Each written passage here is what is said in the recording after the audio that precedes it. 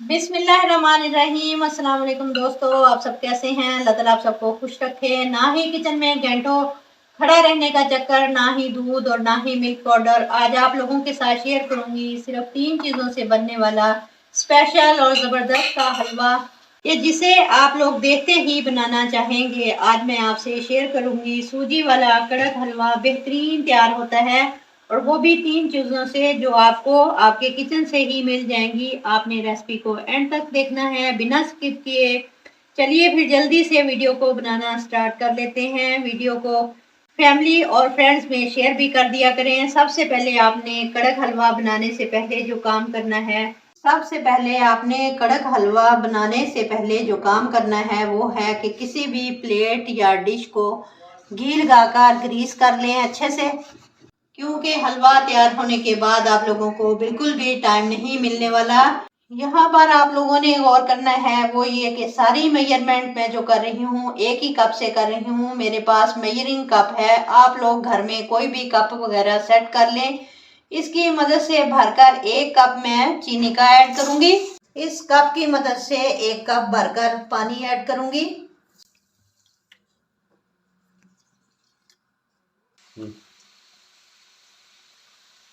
अभी मैं शीरा तैयार करने लगी हूँ।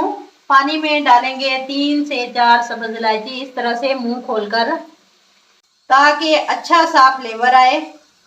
फ्लेम को ऑन कर लिया है। चीनी को मिक्स करते हुए पकाएंगे इतना कि शीरे का एक तार बनने लगे। 7 से 8 मिनट लगेंगे लो टू मीडियम फ्लेम पर शीरे को पकाते रहें। जैसे ही शीरा गाढ़ा होने लगे तो चेक करेंगे और 2 उंगलियों के दरमियान रखकर इस तरह से चेक करेंगे। ये देखें, ये एक तार बन रही है। ये हमारा परफेक्ट शीरा तैयार है। फ्लेम को ऑफ कर देंगे और इसे एक साइड पर रखेंगे। साइड पर रखने से पहले ये सब्ज इलायचियों को निकाल लेंगे, इनका फ्लेवर शीरे के अंदर आ चुका है। अब एक कढ़ाई में लेंगे, उसी कप से नापकर 1 कप घी का।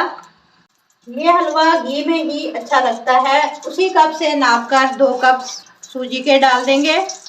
सूजी मोटी हो या बारीक कोई भी ले लें, इसको घी में फ्राई करें। फ्लेम को लो करके सूजी को भूनेंगे। मुझे सूजी को भूनने में 20 मिनट लगे हैं। मुसलसल चम्मच को चलाते हुए भूने यहाँ तक कि सूजी में से अच्छी सी खुशबू आने लगे, इसका कलर हल्का सा चेंज हो जाए। सूजी एकदम रेडी है।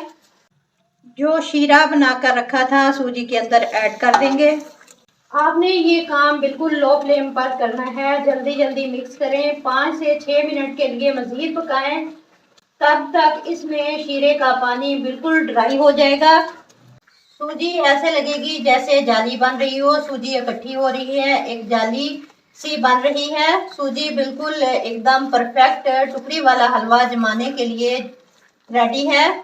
अब इसके अंदर ड्राई फ्रूट ऐड कर देंगे।